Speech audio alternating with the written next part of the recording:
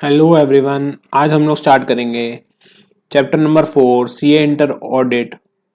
अगर आप आईसीए के मॉड्यूल से कवर कर रहे हो ये वाला चैप्टर तो आपको चैप्टर नंबर 3 में मिल जाएगा। मैंने बट इसका सेपरेट पार्ट बना रखा है अपने मॉड्यूल में। अगर आपको ये पीडीएफ नोट्स चाहिए तो आपको ज्वाइन करना होगा मेरा टेलीग्राम चैनल, जिसका लिंक आपको मिल जाएगा डिस्क्रिप्शन में। कोई दिक्कत परेशानी आएगी अगर आपको चैप्टर के अंदर तो आप मुझे कमेंट बॉक्स में पूछ लेना। लेक्चर्स ये टोटली फ्री है, इसमें आपके रिवीजन प्लस लर्निंग सब हो जाएगी। आपकी बस कॉस्ट है क्या? आपकी कॉस्ट है सब्सक्राइब, चैनल को सब्सक्राइब करना और वीडियो को लाइक कर देना। ठीक है,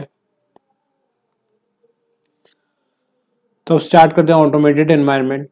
सबसे पहले ऑटोमेटेड एनवायरनमेंट का अगर बेसिकली मतलब समझे, मतलब कहीं ना कहीं कंप्यूटर से रिलेटेड है और ऑटोमेशन से रिलेटेड है। सारा काम ऑटोमेटिक हो बाय यूजिंग कंप्यूटर सिस्टम्स। ठीक है, मतलब कि अगर बिजनेस लेवल पे, एंटिटी लेवल पे देखा जाए तो कंपनी चाहती है कि अपना जो वर्क है वो कंप्यूटर के थ्रू करे, सारी प्रोसेसेस कंप्यूटर के थ्रू करे, सारे ऑपरेशंस कंप्यूटर के थ्रू करे। मतलब अपनी अकाउंटिंग भी कैसे करेगी? कंप्यूटर के सिस्टम के थ्रू करे। प्लस डिसीजंस भी, जो डेटा हम लोग डालेंगे कंप्यूटर सिस्टम को, उसको एनालाइज करे डेटा को और डिसीजन भी वहीं से ले ले, ऑटोमेशन से ही ले ले। तो ये आपका ऑटोमेटेड एनवायरनमेंट हो जाएगा। इसमें इससे क्या होगा, मैनुअल इंटरवेंशन कम हो जाएगी और आपका जो सिस्टम है, आपका जो ऑर्गेनाइजेशन के प्रोसेस है वो क्या हो जाएंगे, मोर सिस्टम ड्रिवन हो जाएंगे। लेकिन क्या होता है, जितने ज़्यादा प्रोसेस में ऑटोमेशन लगता जाएगा कहीं ना कहीं एंटिटी में कॉम्प्लेक्सिटी आती भी जाएगी। लेकिन एक कॉम्प्लेक्सिटी बढ़ जाएगी, इस चक्कर में क्या मैं ऑटोमेशन नहीं लगाऊंगा नहीं, मैं ऑटोमेशन लगाऊंगा। उससे क्या होगा, मैं अपने ऑर्गेनाइजेशन के बिजनेस ऑपरेशन जो है वो फास्टर तरीके से कर पाऊंगा। मेरा डेटा जो होगा वो एक्यूरेटली और कंप्लीटली रिप्रेजेंट कर रहा होगा एंटिटी को। साथ ही साथ मेरी कनेक्टिविटी बढ़ जाएगी, मेरे पास लेटेस्ट इंफॉर्मेशन होगी हर बात की। तो ये सब इंपॉर्टेंट एस्पेक्ट्स हम लोग सब देखेंगे। और ये चैप्टर आपने अगर नहीं पढ़ा अभी तक और अभी तक कुछ नहीं समझ में आया, लर्निंग भी यहाँ पर होगी आपकी, तो उस चीज़ की टेंशन मत लेना। वीडियो को बिना स्किप करे देखते रहना। तो सबसे पहले चलते हैं ऑटोमेटेड एनवायरनमेंट में। ऑटोमेटेड एनवायरनमेंट में लिखा है, an automated environment refers to business environment where process, operation, accounting and even decisions are carried out by using computer system. Automated environment उस बिजनेस एनवायरनमेंट को कहा जाता है जहां पे प्रोसेस, ऑपरेशंस, अकाउंटिंग और डिसीजंस कंप्यूटर सिस्टम के through लिए जाते हैं। कंप्यूटर सिस्टम को और क्या कह सकते हैं, इंफॉर्मेशन सिस्टम या फिर आईटी सिस्टम कह सकते हैं। फंडामेंटल प्रिंसिपल क्या है ऑटोमेशन का, to carry out the business with less manual intervention. Manual intervention कम हो जाएगी और आपके प्रोसेसेस कैसे हो जाएंगे, मोर सिस्टम ड्रिवन हो जाएंगे।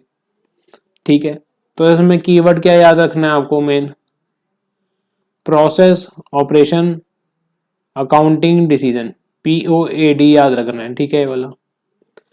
अब चलते हैं की फीचर्स पे। की फीचर्स क्या है, पहले लिखा है the complexity of a business environment depends upon the level of automation. ठीक है, अगर बिजनेस एनवायरनमेंट में ज्यादा ऑटोमेशन है तो वो मोर कॉम्प्लेक्स हो जाएगा। ठीक है, की फीचर्स क्या हैं इसके, it enables a faster business process.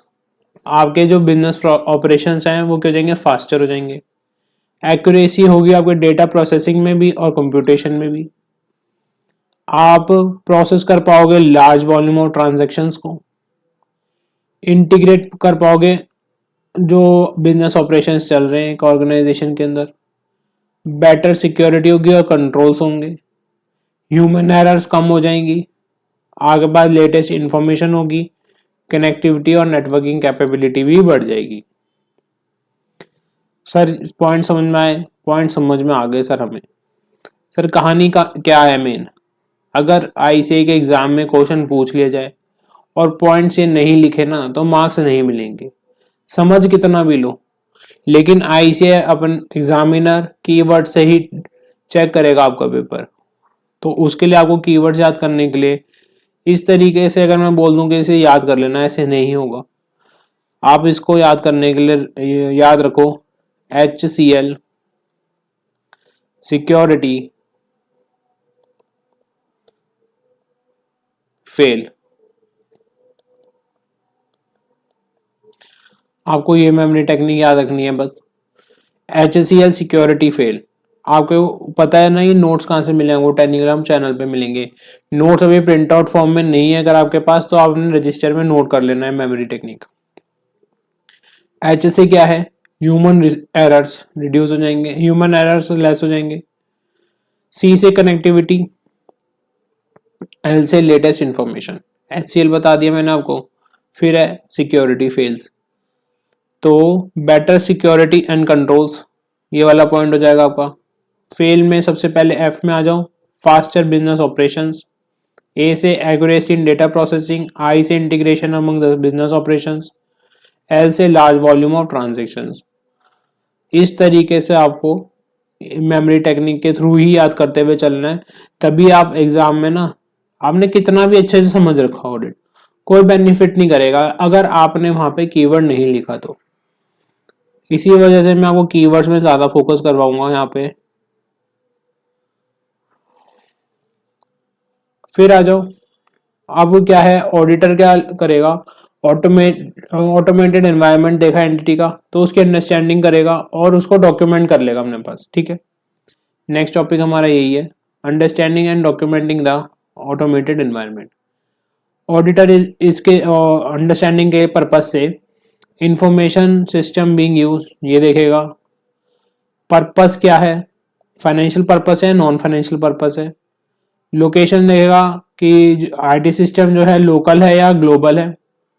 Architecture कैसा है, डेस्कटॉप बेस्ड है या फिर क्लाइंट सर्वर है या फिर वेब एप्लीकेशन या फिर क्लाउड बेस्ड है। वर्जन कौन सा एंटिटी यूज कर रही है। Interfaces with in the system कितने हैं। इन हाउस बना हुआ है पैकेज ऑटोमेशन या फिर बाहर से पैकेज परचेज्ड है। आउटसोर्स एक्टिविटीज कौन कौन सी हैं और की पर्सन कौन कौन से इन्वॉल्व है। Understanding of a companies IT environment को ऑडिटर ऑब्टेन करके उसको डॉक्यूमेंट कर लेगा अपने पास। ठीक है, लेकिन सारी कहानी ये है कि ऊपर के पॉइंट समझ में आ जाएंगे, कुछ हार्ड एंड फास्ट नहीं था इसके अंदर। मेन क्या है, आईसीए ने पूछ लिया अंडरस्टैंडिंग और डॉक्यूमेंट के पर्पज से, तो आपको क्या करना है, याद रखना है। याद करने के लिए एक स्टोरी मैं आपको बताता हूँ। देखो मेरे को क्रिकेट देखना बहुत अच्छा लगता है और उसमें भी मुझे आईपीएल मैच देखना बहुत अच्छा लगता है क्योंकि मैं सारे क्लाइमेक्स सीन आ जाते हैं। लेकिन जब मैं टीवी में आईपीएल मैच लगाने जाता हूँ तो मुझे एवी मोड सेलेक्ट करना पड़ता है। एवी मोड 2 सेलेक्ट करने पर ही आईपीएल का ऑप्शन आता है और जैसे ही मैं ओके प्रेस करूंगा आईपीएल मैच आ जाएगा। ठीक है सर, ये स्टोरी आपके ऑडिट से नहीं मिलती जुलती है, लेकिन ये स्टोरी आपको याद रहेगी। वहां पे आप अंडरस्टैंडिंग और डॉक्यूमेंट करके आ जाओगे ऑटोमेटेड एनवायरनमेंट को। ठीक है, कीवर्ड्स क्या क्या बोले मैंने इसमें। आईपीएल देखना मुझे बहुत पसंद है, उसके लिए मुझे एवी मोड 2, और वो भी रोमन नंबर्स में लिखा हुआ है मेरे टेलीविजन पे। एवी मोड 2 जो है रोमन नंबर्स में लिखा हुआ है। ठीक है, और ओके प्रेस करते ही आईपीएल मैच आ जाता है।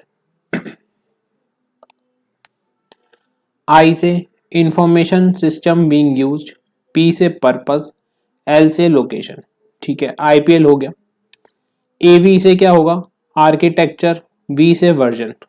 ठीक है, 2 मतलब रोमन फॉर्मेट में तो मतलब आई आई लिखा हुआ है। Interfaces with in the system, in house versus package. ठीक है, ओके का ओ से आउटसोर्स एक्टिविटी, के से की पर्सन्स। ठीक है, तो ये हमें इस तरीके से याद भी जाएगा। और यही टेक्निक्स हैं जो काम आती हैं एग्जाम के अंदर। कितने भी आप कर लो कि मैं सारे के सारे बिना उसके याद कर लूंगा, नहीं हो पाएगा। एग्जाम है भाई 3 घंटे का, बहुत सारी चीजें पूछता है इसे। नेक्स्ट टॉपिक पे आ जाते हैं, risk arising from the use of IT system. IT system के इस्तेमाल से कौन कौन से रिस्क अराइज हो सकते हैं। पहला रिस्क है inaccurate processing of data, data की इनएक्यूरेट प्रोसेसिंग हो सकती है। अनऑथराइज एक्सेस टू डेटा, जो बंदे ऑथराइज नहीं है वो भी डेटा को एक्सेस कर पा रहे हैं, डेटा में डायरेक्ट चेंजेस हो रहे हैं। किसी के पास एक्सेसिव एक्सेस है या प्रिविलेज एक्सेस है। सेग्रीगेशन ऑफ ड्यूटीज की लैक है। अनऑथराइज चेंजेस टू सिस्टम्स और प्रोग्राम्स, चेंजेस और सिस्टम और प्रोग्राम्स में अनऑथराइज चेंजेस किए जा रहे हैं। Failure to make necessary changes to system और प्रोग्राम्स, जहां पे जरूरत है सिस्टम प्रोग्राम में चेंज करने के लिए वहां पे चेंजेस कर नहीं रहे। और क्या है, लॉस ऑफ डेटा, डेटा का लॉस हो रहा है। सारे पॉइंट इजी थे अगेन। अब इसको याद करने करोगे कैसे, इसको याद करोगे UDI UDI UDI fuel loss.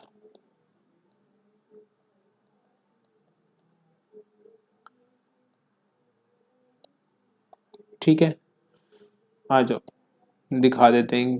You से क्या आएगा, unauthorised access to data. D से आएगा डायरेक्ट डेटा चेंजेस। आई से आएगा इनएक्यूरेट प्रोसेसिंग ऑफ डेटा।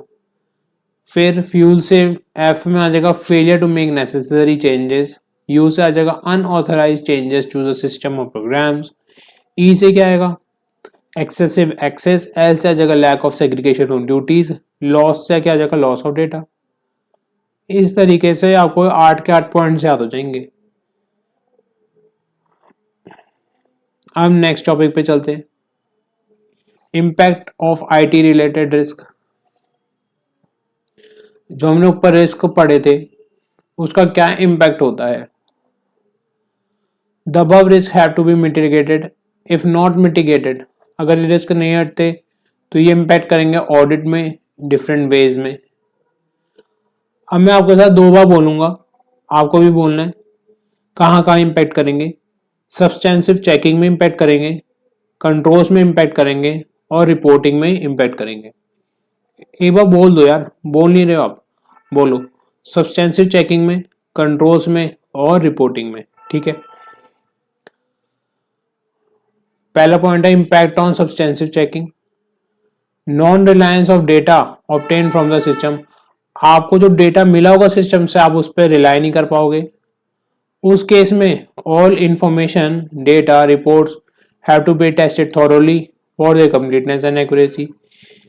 इस वजह से ऑडिटर को सभी इंफॉर्मेशन डेटा रिपोर्ट्स को दोबारा टेस्ट करना होगा थॉरोली, जिससे कि उसकी एक्यूरेसी और कंप्लीटनेस का पता लगा सके। इससे क्या होगा, increase substantive checking, substantive checking बढ़ जाएगी ऑडिटर की, मतलब कि डिटेल चेकिंग बढ़ जाएगी। ठीक है, कोई दिक्कत थी इसमें, नहीं थी। मैं आपको बता देता हूँ क्या करना है इसमें। 3 पॉइंट्स लिखने। आप डेटा जो सिस्टम से मिलेगा उस पर रिलाई नहीं कर पाओगे। ऑल इंफॉर्मेशन डेटा रिपोर्ट्स को दोबारा चेक करोगे फॉर कंप्लीटनेस एक्यूरेसी, और आपकी इंक्रीज सब्सटेंसिव चेकिंग बढ़ जाएगी। ठीक है, कंट्रोल्स पे आ जाओ। Impact on controls, non reliance on automated controls, systematic calculations and accounting procedures. Auditor जो है रिलाई नहीं कर पाएगा अगर रिस्क होगा तो ऑटोमेटेड कंट्रोल्स पे, सिस्टम ने जो कैलकुलेशंस करी है उस पे और अकाउंटिंग प्रोसीजर्स पे। उससे क्या होगा, एडिशनल ऑडिट वर्क बढ़ जाएगा। बहुत सिंपल था। रिपोर्टिंग पे आ जाओ। Impact on reporting, due to regulatory requirement, अच्छा रेगुलेटरी रिक्वायरमेंट की वजह से in respect of internal financial control it में lead to modification of auditor report. अब सभी बच्चों को पता होगा, चैप्टर नंबर 3 पार्ट 1 में हमने पढ़ा था इंटरनल फाइनेंशियल कंट्रोल की रिपोर्टिंग। सेक्शन कौन सा था बताएंगे क्या, 143(3).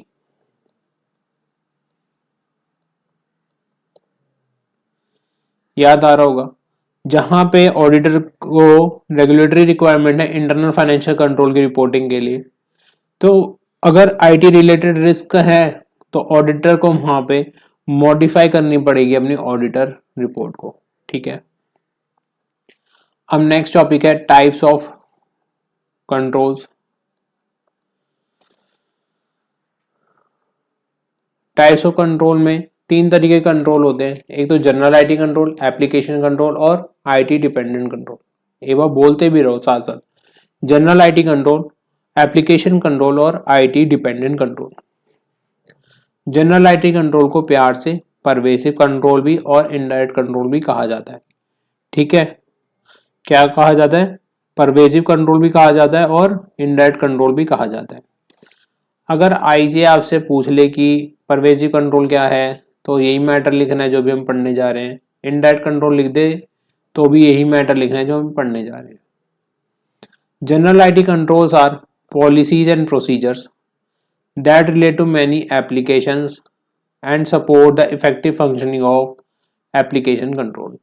जनरल आईटी कंट्रोल पॉलिसीज और प्रोसीजर्स है जो कि काफ़ी सारी एप्लीकेशन से रिलेट कर रहे हैं और सपोर्ट करता है किसको? इफेक्टिव फंक्शनिंग होती जाए एप्लीकेशन कंट्रोल्स की, इफेक्टिव फंक्शनिंग होती जाए एप्लीकेशन कंट्रोल की।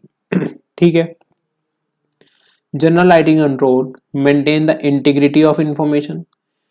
जनरल आईटी कंट्रोल क्या करता है? इंटीग्रिटी ऑफ इंफॉर्मेशन को मेंटेन रखता है, सिक्योरिटी ऑफ डेटा को भी मेंटेन रखता है, और लिखा है इसमें commonly include controls over the following: data centre and network operations, access security, application system acquisition development and maintenance and program change. ठीक है, general IT control integrity of information भी रखता है, सिक्योरिटी ऑफ डेटा भी रखता है। Integrity के साथ क्या आएगा? हमेशा इंफॉर्मेशन, सिक्योरिटी के साथ क्या आएगा? डेटा। और कंट्रोल्स रखता है किस किस पे? डेटा सेंटर पे, एक्सेस सिक्योरिटी पे, एप्लीकेशन सिस्टम कहाँ से एक्विजिशन करा, डेवलपमेंट करा, मेंटेन करवाया, और प्रोग्राम चेंज पे। तो ये जो चारों है ना, ये याद रखना है आपको। इसे हम प्यार से बोलेंगे क्या? डैप। एक बार फिर से रिपीट कर देना मेरे साथ: data centre and network operations, access security और application system acquisition development and maintenance और प्रोग्राम चेंज। ठीक है, फिर आगे क्या लिखा है? These IT control generally implemented to mitigate the IT specific risk and applied commonly across multiple IT systems में अप्लाई किया जाता है और बिजनेस प्रोसेस में अप्लाई करा जाता है। इसी वजह से जनरल आईटी कंट्रोल को परवेसिव कंट्रोल भी कहा जाता है और इनडायरेक्ट कंट्रोल भी कहा जाता है, क्योंकि ये पहले ही आईटी स्पेसिफिक रिस्क को हटाने के लिए कंट्रोल्स इंप्लीमेंटेड है। ठीक है, लेकिन जो हमने अभी ऊपर 4 पॉइंट पढ़े थे डैप वाले, इसके बारे में आईसीए ने थोड़ा सा और दे रखा है, वो भी पढ़ लेते हैं।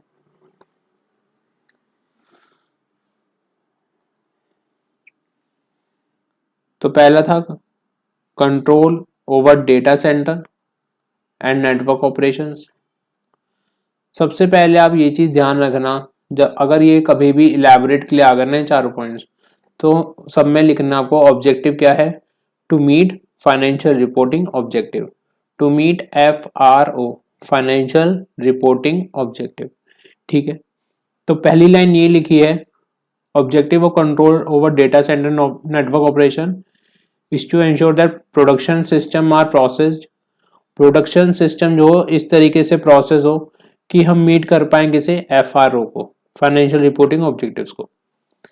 इसमें कुछ एक्टिविटीज इंक्लूड होती हैं, कौन कौन सी? Overall management of computer operation activity include होगी, प्रिपेयरिंग शेड्यूलिंग एंड एग्जीक्यूटिंग होगा बैच जॉब्स का।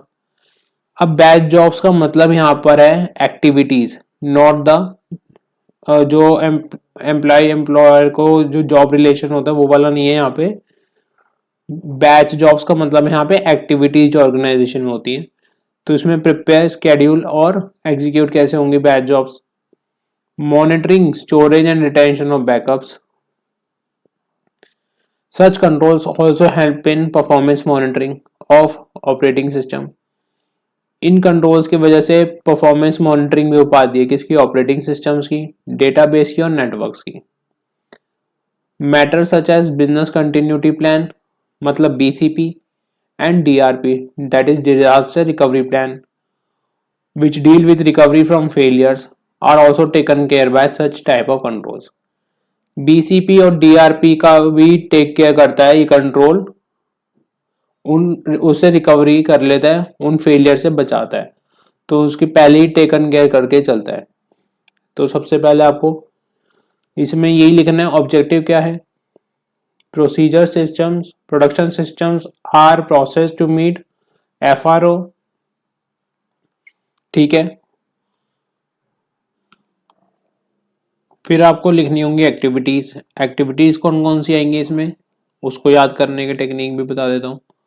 आपको याद रखना है OM, PSC of batch jobs, MSR of backups, BCP और डीआरबी।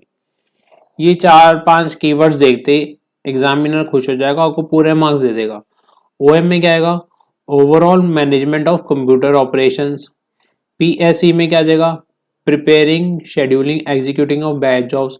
मेरे साथ साथ रिपीट कर रहे हो ना, रिपीट करते रहना। एमएसआर ऑफ बैकअप्स में क्या आएगा, monitoring storing and retention of backups. BCP में क्या आएगा, बिजनेस कंटिन्यूटी प्लान और डीआरपी में डिजास्टर रिकवरी प्लान, ठीक है। नेक्स्ट पे आ जाओ, प्रोग्राम चेंज में। प्रोग्राम चेंज में लिखा हुआ है objective of program change is to ensure that modified system जो है वो अभी भी मीट कर रहा हो किसको, फाइनेंशियल रिपोर्टिंग ऑब्जेक्टिव को। इसमें कौन कौन सी एक्टिविटीज आएंगी, चेंज मैनेजमेंट प्रोसेस, ठीक है, recording managing and tracking change request, किस तरीके से मैनेज और ट्रैक करा जा रहा है रिक्वेस्ट को, चेंज रिक्वेस्ट को, और मेकिंग एंड टेस्टिंग चेंजेस, ठीक है, मेक किस तरीके से बनाए जा रहे हैं चेंजेस को, टेस्ट करा जा रहा है चेंजेस को, मेकिंग एंड टेस्टिंग चेंजेस। तो आपका एक छोटा सा होमवर्क है प्रोग्राम चेंज के अंदर, ये 4 से 5 पॉइंट दे रखे हैं एक्टिविटीज में, इसको 2 बार पढ़ के इसमें से कम 2 या 3 पॉइंट रिटेन करना है आपको। फिर आ जाओ एक्सेस सिक्योरिटी पे। Objective to ensure that the data is authenticated and authorised to meet the FRO. Data जो है वो ऑथेंटिकेट और ऑथराइज हो to meet the FRO. FRO क्या है, फाइनेंशियल रिपोर्टिंग ऑब्जेक्टिव। अब इसमें एक्टिविटीज कौन कौन सी हैं, security organisation and management, security policies and procedures. तो आप मेरे साथ बोल दो एक बार, security OM, security PP, security OM, security PP. अब सिक्योरिटी ओएम क्या है, security organisation and management. Security PP क्या है, सिक्योरिटी पॉलिसीज एंड प्रोसीजर्स। अब आगे कौन कौन सी एक्टिविटीज हैं, application security, data security, operating system security, network security और फिजिकल सिक्योरिटी, ठीक है। 5 सिक्योरिटी 5 और एक्टिविटीज हैं, कौन कौन से, application security, data security, network security और फिजिकल सिक्योरिटी। फिर लास्ट पॉइंट है application system acquisition development and maintenance. Objective क्या है इसका, कि सिस्टम डेवलप्ड, कॉन्फ़िगर्ड का मतलब होता है settings, and implemented to meet the FRO. इसमें कौन कौन सी एक्टिविटीज होंगी, it includes overall management of development activities, overall management development activities हो जाएंगी, प्रोजेक्ट कैसे इनिशिएट हुआ था, एनालिसिस और डिजाइन देखेंगे, कंस्ट्रक्शन देखेंगे, टेस्टिंग एंड क्वालिटी एश्योरेंस ले लेंगे, ठीक है। तो यहाँ पे अगर आईसीए ने पूछ लिया कभी आपसे तो आपको उसका अंदर क्या मसाला लिखना है वो भी समझ में आ गया होगा।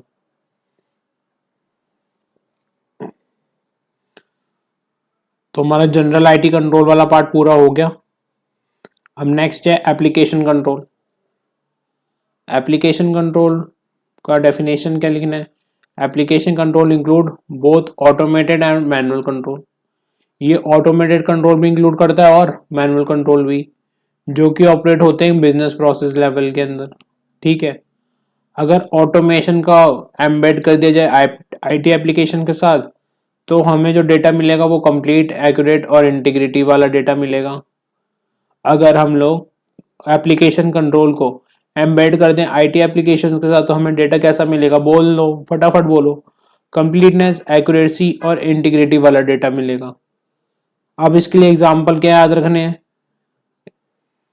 Edit checks and validation of input data, sequence number checks, user limit checks, reasonableness check, mandatory data fees. अब एग्जाम्पल याद करने के लिए आपको याद रखना है रेज्यूम की स्पेलिंग क्या होती है, ये होती है, लेकिन इसमें से ई हटा दो, आपको ये है आपके लिए अभी स्पेलिंग। जब तक आपका ऑडिट का पेपर है तब तक के लिए आपके लिए स्पेलिंग है RESUM। आर से क्या आ जाएगा? Reasonableness check. ई से क्या आ जाएगा? Edit check and validation of input data. S से सीक्वेंस नंबर, यू से यूजर लिमिट, एम से मैंडेटरी डेटा फील्ड्स। ठीक है, याद भी होता जा रहा है साथ साथ। अब आ जाओ लास्ट में, आईटी डिपेंडेंट कंट्रोल क्या है? IT dependent control are basically manual controls ही होते हैं that make use of some form of data, जो कि यूज करते हैं some form of data, information और रिपोर्ट, जो कि प्रोड्यूस किससे होती है? आईटी सिस्टम और एप्लीकेशन से। ठीक है, in this case even though the control is perform manually, ठीक है, कंट्रोल मैनुअली परफॉर्म होता है, the design and effectiveness of such control depends upon the reliability of source data. लेकिन उसका डिजाइन और इफेक्टिवनेस उस इस कंट्रोल की डिपेंड किस पे करती है? आईटी डिपेंडेंट कंट्रोल जो है उसकी इफेक्टिवनेस और डिजाइन डिपेंड किस पे करता है? रिलायबिलिटी और सोर्स डेटा पे डिपेंड करता है। Due to inherent dependency on IT, the effectiveness and reliability of automated application control and IT dependent control in requires, देखो इनहेरेंट डिपेंडेंसी हमारी आईटी पे, तो इफेक्टिवनेस और रिलायबिलिटी एप्लीकेशन कंट्रोल की और आईटी डिपेंडेंट कंट्रोल की। मतलब जो कंट्रोल हमने बी और सी में पढ़ रहे हैं, effectiveness and reliability of application control और आईटी डिपेंडेंट कंट्रोल क्या चाहते हैं? रिक्वायर करते हैं कि जनरल आईटी कंट्रोल क्या हो? इफेक्टिव हो। क्या इसमें कोई दिक्कत परेशानी वाला था? नहीं था। अब नेक्स्ट टॉपिक है general IT control versus application control. कभी भी आ जाइए general IT control versus application control, तो सबसे पहले लिख के आना है कि ये इंटर रिलेटेड है। इनके बीच रिलेशनशिप कैसा है कि जनरल आईटी कंट्रोल्स नीड है are needed to support the effective functioning of application control. तभी ये सपोर्ट करता है, जनरल आईटी क्या करता है? सपोर्ट करता है किसको? एप्लीकेशन कंट्रोल को। And both are needed to ensure complete accurate information processing. और दोनों की नीड इस वजह से क्योंकि कंप्लीट एक्यूरेट इंफॉर्मेशन हमें प्रोसेस होके मिलता है किससे? आईटी सिस्टम से। तो ये वाला पार्ट भी हमारा कंप्लीट हो गया। अब एक topic next, testing methods in an automated environment. कौन कौन से मेथड से आप टेस्ट कर सकते हो ऑटोमेटेड एनवायरनमेंट को? तो सबसे पहले लिखने हैं 4 टाइप्स हैं। ठीक है सर, 4 टाइप्स हैं। कौन कौन से टाइप्स हैं? IO IR हैं। कौन कौन से हैं? IO IR। अब IO IR कौन है? Inquiry, observation, inspection and reperformance. ठीक है, अब जो आगे के ये 4 पॉइंट्स हैं इनमें लड़ाई ये होगी कि सब कौन एफिशिएंट है, कौन इफेक्टिव है, और किस में कॉम्बिनेशन है दोनों का, इफेक्टिव और एफिशिएंट का। ठीक है, इंक्वायरी जो है मोस्ट एफिशिएंट है but it give list audit evidence. आपने मैनेजमेंट से जाके पूछा कि भाई आपके जो कंट्रोल्स हैं वो कैसे हैं, वो कह रही बहुत बढ़िया हैं, तो आपने भी मान लिया बहुत बढ़िया है। क्या आप भी मान सकते हो? नहीं। इंक्वायरी बेस्ट तो है, बढ़िया तो है, मोस्ट एफिशिएंट है मतलब वो, लेकिन ऑडिट एविडेंस में आप ले सकते हो? नहीं, उसको आप ऑडिट एविडेंस की तरह इस्तेमाल नहीं कर सकते। Hence, inquiry should always be in combination with another test. Other audit test के साथ इस्तेमाल करा जाता है इंक्वायरी को। मतलब कि ऑब्जर्वेशन, इंस्पेक्शन और रीपरफॉर्मेंस के साथ ये अदर 3 टेस्ट हो गए। इंक्वायरी इसको कॉम्बिनेशन में लगाते हैं, इन तीनों की कॉम्बिनेशन में लगाते हैं। हम किसके साथ लगाएंगे, किसके साथ एफिशिएंट रहेगा वो आगे बढ़ना है। तो इसमें कीवर्ड क्या आ जाएगा, inquiry alone is not sufficient, reperformance most effective है और ये आपको बेस्ट ऑडिट एविडेंस भी देता है, लेकिन ये टाइम कंज्यूमिंग होता है, इस वजह से लेस एफिशिएंट है, लीस्ट एफिशिएंट है ये। कोई दिक्कत परेशानी नहीं। फिर लिखा हुआ है जनरली अगर इंक्वायरी को कॉम्बिनेशन में लगाएं इंस्पेक्शन के साथ तो ये इफेक्टिव भी हो जाएगा, मोस्ट इफेक्टिव भी हो जाएगा और एफिशिएंट ऑडिट एविडेंस भी देगा हमें। ठीक है, तो हमने ये 4 पॉइंट पढ़ लिए, समझ में आ रहे।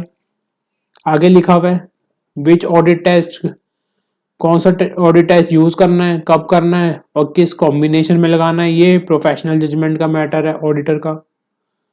ऑडिटर ये ध्यान रखेगा कुछ फैक्टर्स को, जब कौन सा टेस्ट ये किस कॉम्बिनेशन में लगाना है, उस पर्पज के लिए ऑडिटर को कुछ फैक्टर्स का ध्यान रखना होगा। फैक्टर कौन कौन से हैं, risk assessment, control environment, desired level of evidence required, history of errors, complexity कितनी है बिजनेस में और कौन सी एजर्शन है जो एड्रेस हो रही है। क्या मैं इसको निमोनिक बनवाऊंगा, नहीं, ये आपको याद करना होगा। ठीक है, ये आपको चारों नहीं, जितने भी टिक पॉइंट्स हैं ये आपको सारे याद करने हैं, मेरे साथ बोलते रहो। कौन कौन से फैक्टर हैं जो ऑडिटर ध्यान रखेगा कि कौन सा ऑडिट टेस्ट कब किसके साथ लगाना है। तो उसके अंदर पहला है रिस्क असेसमेंट, फिर कंट्रोल एनवायरनमेंट, तीसरा कौन सा है level of evidence require, history of errors क्या थी, कॉम्प्लेक्सिटी कितनी है बिजनेस में और कौन सी असर्शन एड्रेस हो रही है। ठीक है, फिर लास्ट पॉइंट के लिखा है auditor should document the nature of test applied. Auditor document करके रख लेगा अपने पास कौन सा टेस्ट अप्लाई करा गया और कौन सी जजमेंट यूज करी गई थी अपनी ऑडिट फाइल के अंदर। ठीक है, इजी। फिर उसके बाद आ जाओ, लिखा हुआ है when testing in an automated environment some of the more common methods are as follows. अगर आपसे आई से कभी भी पूछ ले कि कॉमन मेथड कौन कौन से हैं टेस्टिंग के लिए, तो ये 3 पॉइंट्स ही लिख कर आना। ठीक है, तो पहला पॉइंट में क्या दे रखा है, obtain an understanding how an automated transaction is process by doing walk through of end to end transaction using combination of inquiry observation and inspection. Understanding लेंगे किसकी, ऑटोमेटेड ट्रांजैक्शन की। ऑटोमेटेड ट्रांजैक्शन की auditor क्या लेगा, understanding करेगा, किस process से करेगा, by walk through end to end. जहां वर्ड वॉक थ्रू आएगा वहां पे एंड टू एंड आ जाएगा, एंड टू एंड। ठीक है, अब ऑडिटर अंडरस्टैंडिंग तो लेगा, ठीक है, एंड टू एंड अंडरस्टैंडिंग लेगा, लेकिन किस कॉम्बिनेशन में लेगा, इंक्वायरी से, इंस्पेक्शन से और ऑब्जर्वेशन के थ्रू लेगा। री परफॉर्मेंस से ले पाएगा, अंडरस्टैंडिंग री परफॉर्मेंस से कैसे लेगा, नहीं ले पाएगा, उसमें कुछ री परफॉर्म वाला से टास्क ही नहीं है। अंडरस्टैंडिंग ले तो इंक्वायरी है, पूछ लेगा, ऑब्जर्व कर लेगा किस तरीके से ऑर्गेनाइजेशन उस चीज को वर्क कर रहा है और इंस्पेक्ट कर लेगा डॉक्यूमेंट्स, अगर कुछ उससे रिलेटेड डॉक्यूमेंट्स हैं तो। ठीक है, बी पॉइंट में क्या है, observe how a user processes transaction under different scenarios. ठीक है, ऑब्जर्व कर लेगा यूजर प्रोसेस किस तरीके से कर रहा है ट्रांजैक्शन को डिफरेंट सिनेरियोज में। इंस्पेक्ट कर लेगा configuration defined in an application. Configuration का मतलब क्या है, सेटिंग्स जो कि एप्लीकेशन में है उनको इंस्पेक्ट कर लेगा। ठीक है, तो ये वाला टॉपिक कंप्लीट होता है हमारा। अब नेक्स्ट टॉपिक है क्या, characteristics of manual and automated elements of internal control. कौन कौन से कैरेक्टरिस्टिक्स है मैनुअल और ऑटोमेटेड एलिमेंट्स के लिए इंटरनल कंट्रोल जो कि रिलेवेंट होंगे ऑडिटर के रिस्क असेसमेंट के लिए। ठीक है, पहले लिखा हुआ है entity system of internal control contain manual elements भी होते हैं और ऑटोमेटेड एलिमेंट्स भी होते हैं, मतलब मैनुअल कंट्रोल्स भी होते हैं और ऑटोमेटेड कंट्रोल्स भी होते हैं। तो कैरेक्टरिस्टिक्स ऑफ एन मैनुअल और automated that are relevant to the order risk assessment और फर्दर ऑडिट प्रोसीजर बेस्ड, उसी पे बेस्ड होते हैं। फिर लिखा हुआ है मैनुअल कंट्रोल सिस्टम में include such procedures such as approvals. Manual controls में क्या आएंगे, अप्रूवल्स हो जाएगा, रिव्यू होगी किस तरीके से ट्रांजैक्शन, रिकंसिलिएशन और follow up of reconciling items. ठीक है, तो मैनुअल कंट्रोल कौन कौन से होते हैं, अप्रूवल लेना, रिव्यू करना ट्रांजेक्शन्स को, रिकंसिलिएशंस करना और फॉलो अप लेना रिकंसाइलिंग आइटम से रिलेटेड है। तो ऑटोमेटेड कंट्रोल्स होते हैं procedures to initiate, record, process and report transactions in which case records in electronic format replace the paper documents। कि ऑटोमेटेड कंट्रोल्स वो होते हैं जहां पर ट्रांजैक्शन किस तरीके से इनिशिएट, रिकॉर्ड और प्रोसेस हो रही है और रिपोर्ट बन रही है इन इलेक्ट्रॉनिक फॉर्मेट में, जो कि रिप्लेस कर चुके हैं, जहाँ पे हम पेपर डॉक्यूमेंट्स को रिप्लेस कर चुके हैं। ठीक है, कंट्रोल इन आईटी सिस्टम, अगर आईटी सिस्टम पे कंट्रोल कैसा होता है, कॉम्बिनेशन में होता है, ऑटोमेटेड कंट्रोल भी होते हैं उसमें और मैनुअल कंट्रोल भी होते हैं। अब मैनुअल कंट्रोल जो होते हैं वो इसलिए होते हैं जिससे कि आप मॉनिटर कर पाओगे कि इफेक्टिव फंक्शनिंग हो रही है आईटी की या नहीं हो रही है, और कुछ अगर एक्सेप्शंस आते हैं तो उसको भी हैंडल कर पाओगे। ठीक है, अब मेन जो पॉइंट है यहाँ पे लिखा हुआ सर्कमस्टांसेस कौन कौन से हैं जहाँ पे मैनुअल एलिमेंट जो हैं बहुत ज़्यादा सुटेबल हैं। तो ये आई से पूछ सकता है आपके पास कहाँ कहाँ पे सबसे ज़्यादा सुटेबल है और कहाँ लेस सुटेबल है। ठीक है, लार्ज ट्रांजेक्शन्स हैं, अनयूजुअल हैं और नॉन रेकरिंग ट्रांजेक्शन्स हैं, तो वो ऑटोमेटेड कंट्रोल नहीं परफॉर्म कर पाएगा। अनयूजुअल ट्रांजेक्शन्स होती हैं कुछ इस तरीके की जहाँ पे मैनुअल कंट्रोल ही, मैनुअल एलिमेंट्स ही सुटेबल हैं। ठीक है, circumstances where error is difficult to define, anticipate और प्रिडिक्ट, ऐसे सर्कमस्टांसेस हैं जहाँ पे एरर्स को डिफाइन डिफिकल्ट है कि डिफाइन करना, एंटिसिपेट करना, तो वहाँ पे मैनुअल ही काम आएगा।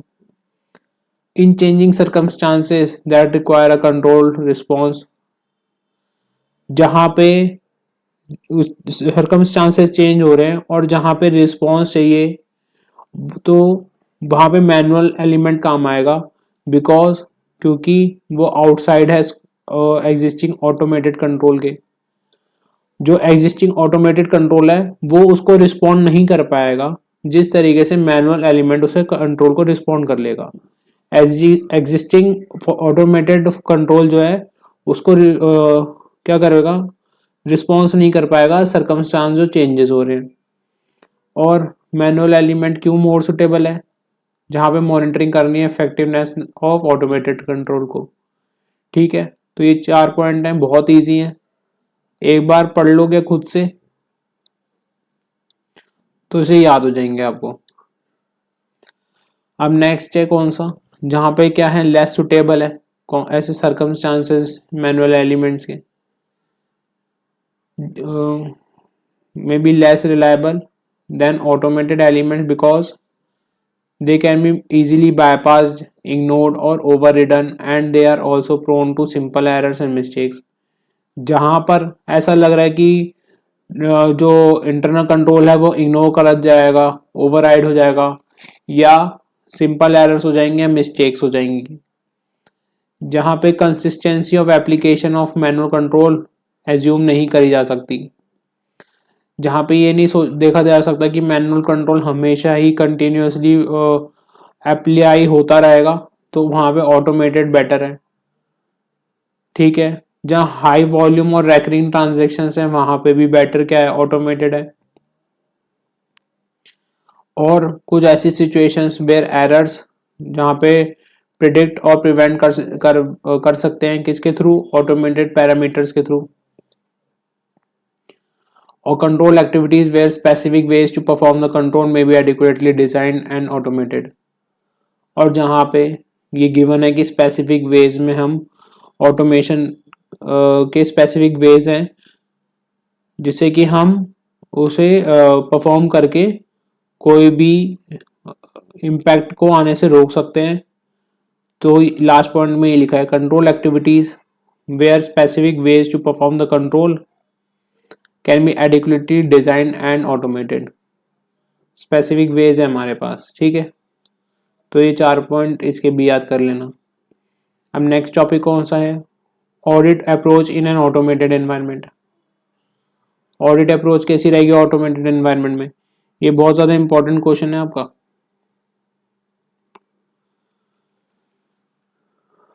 तो पहला है रिस्क असेसमेंट।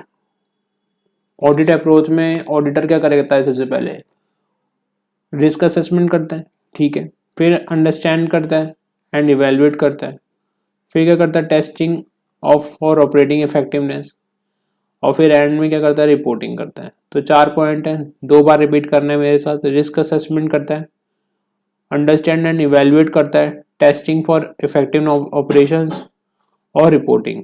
लास्ट टाइम फटाफट बोलते रहो। Risk assessment, understand and evaluate, testing for effectiveness, for operating effectiveness and reporting, ठीक है। अब रिस्क असेसमेंट में क्या होता है? ऑडिट अप्रोच जो होती है ऑडिटर की, तो सबसे पहले उसमें रिस्क असेसमेंट में आइडेंटिफाई करेगा सिग्निफिकेंट अकाउंट्स एंड डिस्क्लोजर्स को,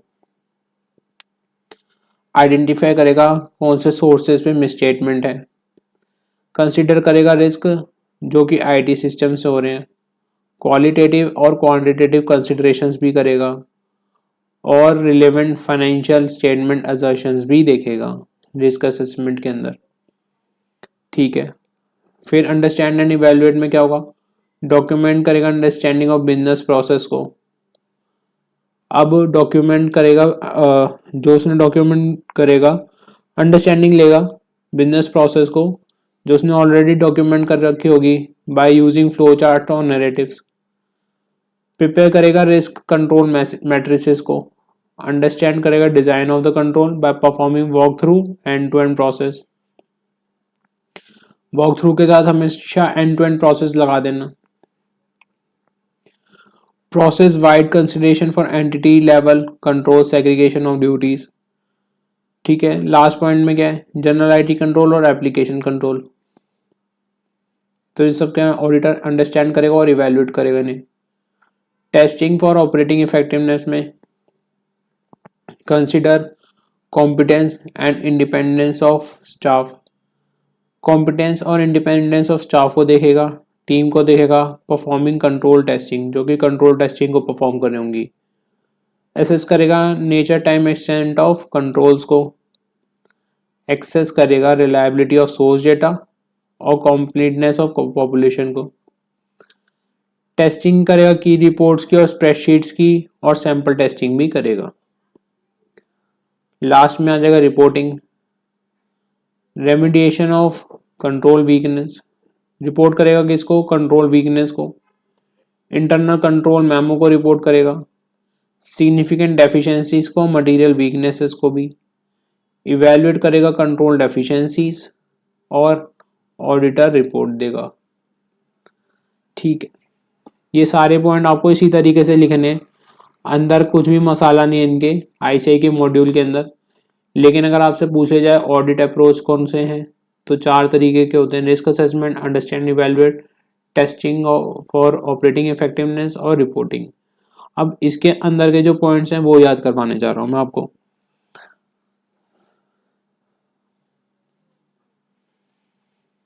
रिस्क असेसमेंट में आपको याद रखना है IICQR।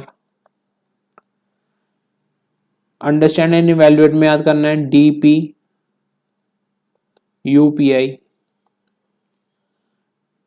Testing for control for operating effectiveness में याद करना है CAATS। और रिपोर्टिंग में याद रखना है राइज और रिपोर्ट।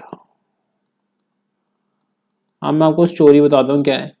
आप IIC इंस्टीट्यूट में गए, उन्होंने कहा हमारा हॉल ऑफ फेम देख लो कि हमारे पास कितने स्टूडेंट्स पास होते हैं, आप इसको QR करके चेक कर सकते हो। आप IIC इंस्टीट्यूट में गए और वहाँ पे आपको बोला कि आप QR कोड को स्कैन करके देख सकते हो कि हमारा हॉल ऑफ फेम कितना है, नंबर ऑफ स्टूडेंट कितने पास हुए हैं। आपने फिर आपने जैसे ही चेक करा, आपका मन करा कि मैं इसमें यहाँ पे एनरोलमेंट ले लेता हूँ, इस इंस्टीट्यूट के अंदर एनरोलमेंट ले लेता हूँ। तो उन्होंने आपसे फ़ोटो मांगी, तो आप अपनी फ़ोटो नहीं लाए थे, तो आपने कहा मैं अपनी DP दे देता हूँ।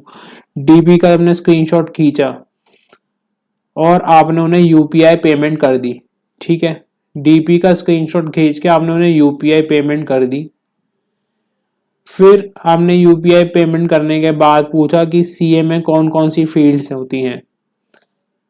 आप सीए कोर्स के अंदर एनरोलमेंट कराने गए थे, तो आपने कहा मैं सीए करके कौन कौन सी फील्ड में जा सकता हूँ, तो उन्होंने आपको बताया आप एटीएस फील्ड में जा सकते हो। एटीएस कौन कौन सी है, अकाउंटिंग में, टैक्सेशन में और स्ट्रेटेजिक मैनेजमेंट फील्ड में आप जा सकते हो।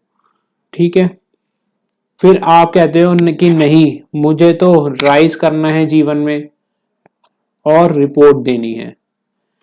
ठीक है, ये एक टेक्निक है जिससे आपको याद रह जाएगा ये क्वेश्चन। ये टेक्निक यहाँ पे आप नीचे लिख लेना। आईआईसी में फटाफट से ये स्टोरी रिपीट कर रहा हूँ जिससे आपको दिमाग में रिटेन रहे। आप आईआईसी इंस्टीट्यूट में जाते हो और वहां पे वो आपको कहते हैं क्यूआर स्कैन करके आप हमारा हॉल ऑफ फेम देख लो कि कितने स्टूडेंट्स पास हुए हैं और क्या मार्क्स हैं उनके। ये देखते ही आपका मन कर जाता है कि मैं एनरोलमेंट ले लेता हूँ। वो आपसे कहते हैं आप अपनी फोटो दे दो। आप फोटो नहीं लाए तो आप कहते हो मैं डीपी का स्क्रीनशॉट खींच के भेज देता हूँ उनको, डीपी, और आप यूपीआई पेमेंट कर देते हो उन्हें। आप गए होते हो सीए एनरोलमेंट कोर्स के लिए, तो आप उनसे पूछते हो कि मैं सीए करने के बाद कौन कौन सी फील्ड में जा सकता हूँ, तो वो आपको बताते हैं हम एटीएस फील्ड में जा सकते हो। एटीएस कौन कौन सी हो गई, अकाउंटिंग, टैक्सेशन और स्ट्रेटेजिक मैनेजमेंट। लेकिन आप कहते हो मुझे तो जीवन में राइज करना है और रिपोर्ट छापनी है, मतलब ऑडिटर रिपोर्ट देनी है। ठीक है, अब मैं कीवर्ड्स आपको दिखा देता हूं। रिस्क असेसमेंट में IICQR क्या है, identify significant account and disclosures. I से again identify likely sources of misstatement. C से क्या है, consider risk arising from use of IT system. फिर QR से क्या होगा, qualitative and quantitative consideration. R से रिलेवेंट फाइनेंशियल स्टेटमेंट असर्शंस। ठीक है, DP document understanding of business process using flow charts and narratives. P से prepare risk control matrices. UPI understand design of control by performing walkthroughs of end-to-end process. P से process wide of consideration for entity level control segregation of duties. I से general IT general controls और application control. फिर CAATS consider competence of independence of staff team performing controls. Access nature time extent of controls testing. फिर ATS में A access reliability of source data. T से testing of key reports and spreadsheets. S से sample testing. Rise में सबसे पहले R remediation of control weakness. I से internal control memo.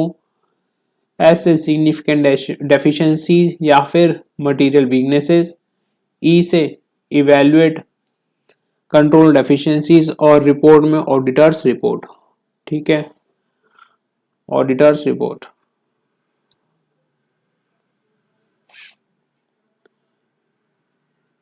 ये मैंने आपको जिस तरीके से याद करा दिया है ना, आपको पता है 2-3 बार याद करोगे ना आपको सारे कीवर्ड्स याद हो जाएंगे। 2-3 बार देख देख के बोलते रहना।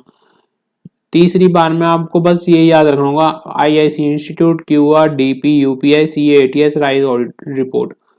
ये बच्चों को याद नहीं होते हैं और आपको यहाँ पे देखो आराम से याद भी हो रहे हैं, लर्निंग भी हो रही है, रिवीजन भी हो रही है। अब आ जाते हैं नेक्स्ट टॉपिक पे, कौन सा है, डेटा एनालिटिक्स।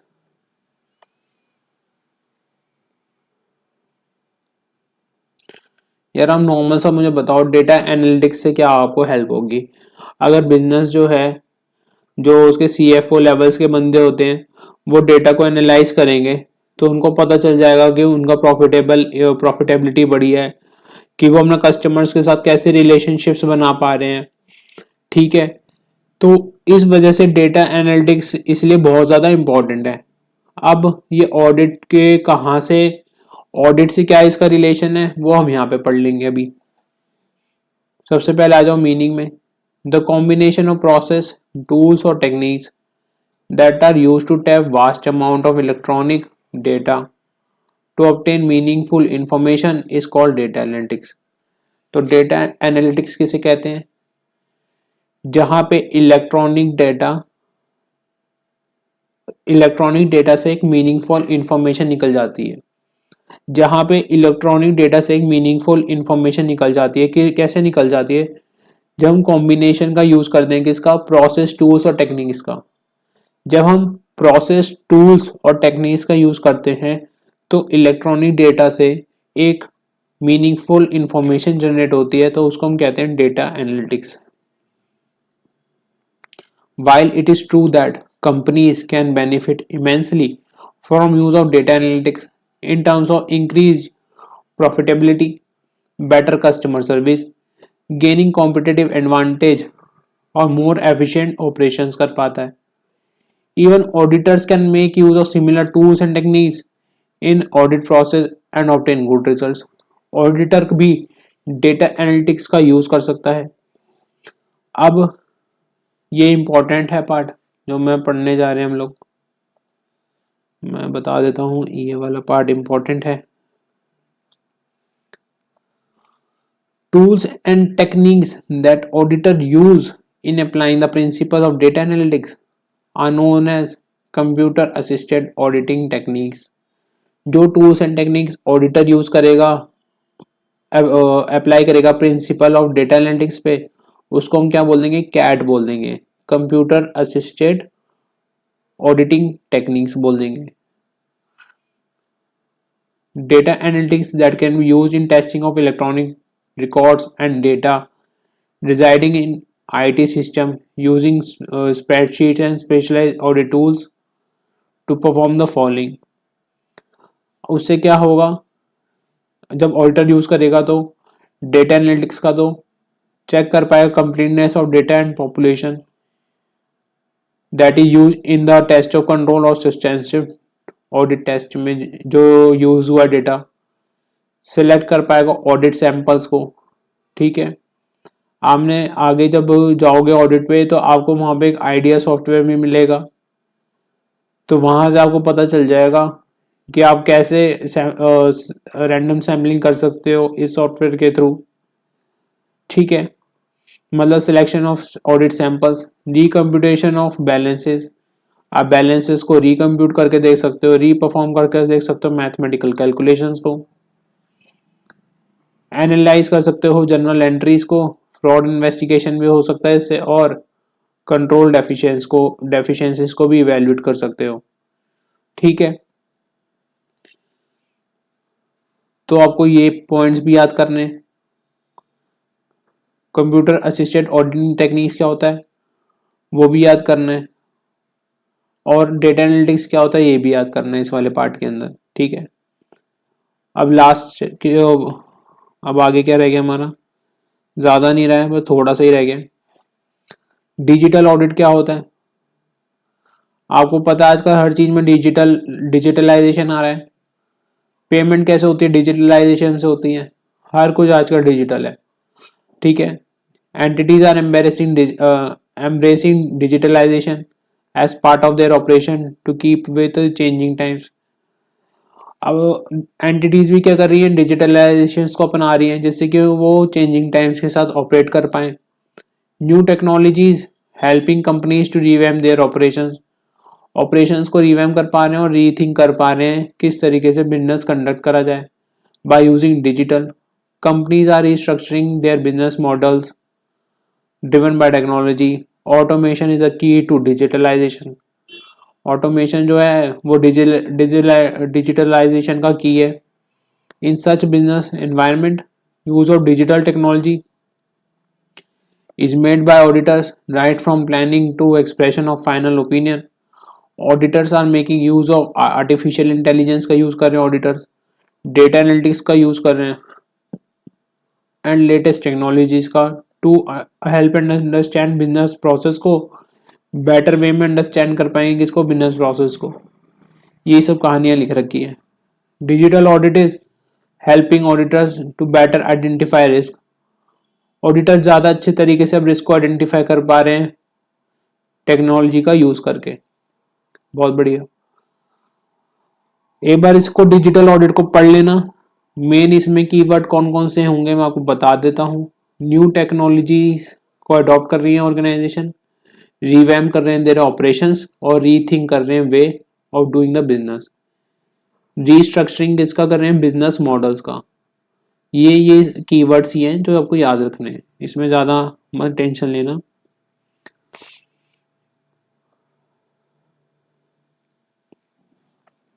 अब लास्ट टॉपिक है इस चैप्टर का, assess and report audit findings. At the conclusion of each audit it is possible that there will be a certain findings or exceptions in IT environment। देखो हर audit के and में auditor को पता चलती है, कुछ फाइंडिंग्स पता चलती हैं, कुछ एक्सेप्शंस पता चलते हैं आईटी एनवायरनमेंट के अंदर, आईटी कंट्रोल्स के अंदर कंपनी के, that need to be assessed and reported to relevant stakeholders including management and those charged with governance. जो कि ऑडिटर को रिपोर्ट करने होते हैं, किस किस को? मैनेजमेंट को भी, शेयर होल्डर्स को भी और दोज चार्ज विद गवर्नेंस को भी। ठीक है। Some points to be consider are as follows. उसे जो वीकनेसेस दिखी आईटी कंट्रोल के अंदर, इम्पैक्ट क्या होगा उन वीकनेसेस का ओवरऑल ऑडिट पे, report deficiencies to the management that is internal control memo और मैनेजमेंट लेटर। ठीक है। Communicate in writing any significant deficiencies to those charged with governance. और कम्युनिकेट करेगा राइटिंग में, ऑडिटर राइटिंग में देगा किसको? सिग्निफिकेंट डेफिशिएंसीज किसको देगा? दोज चार्ज विद गवर्नेंस को देगा। आगे लिखा है तो auditor need to access each finding और exception to determine impact on audit and evaluate if the exception results in deficiency in internal control. ठीक है। A deficiency in internal control exist if a control is designed, implemented or operated in such a way that it is unable to prevent। अब deficiency क्या होगी internal control से related? कि भाई वो prevent ही नहीं कर पा रहा आपका कंट्रोल जो है, ना ही डिटेक्ट कर पा रहा, ना ही करेक्ट कर पा रहा मिस स्टेटमेंट्स को टाइमली बेसिस पे। ठीक है। यह कंट्रोल जो है मिसिंग है टाइमली बेसिस पे, और यह कंट्रोल मिसिंग है। Evaluate and assessment of audit findings and control deficiencies involve applying professional judgement. अब जो ऑडिटर इवेल्युएट करेगा फाइंडिंग्स को और डेफिशिएंसीज को, जिसमें इन्वॉल्व होगा क्या? Professional judgement that include consideration of quantitative and qualitative measures. उसमें ऑडिटर अपना क्वांटिटेटिव और क्वालिटेटिव मेजर्स बताएगा। Each finding should be looked at individually and in aggregate by combining with other findings and efficiencies. हर finding को देखेंगे कि उसका impact individual level पे और एग्रीगेट लेवल पे। ठीक है। इन सब चीज़ों को ऑडिटर देखेगा eight the conclusion of the each audit. ठीक है। बस इसे एक बार पढ़ लेना। यहाँ पे आपके जो इम्पोर्टेंट पार्ट थे सारे क्लियर हो गए होंगे इस चैप्टर के। ये 6 चैप्टर के 6 पेजेस में ही आपका कंप्लीट हो गया। अब आपको वीडियो पसंद आया तो मुझे कमेंट सेक्शन में बता देना, जिससे मैं कंटिन्यूटी बनाए रखूंगा आपके लिए। वीडियोस फटाफट आती रहेंगी आपके पास, तो चैनल को कर दो सब्सक्राइब। और कोई दिक्कत परेशानी हो तो भी कमेंट कर देना मुझे, उसका आपको रिप्लाई आ ही जाएगा। ठीक है। इस वीडियो को यहीं पे वाइंड अप करते हैं। All the best for your preparations. Bye.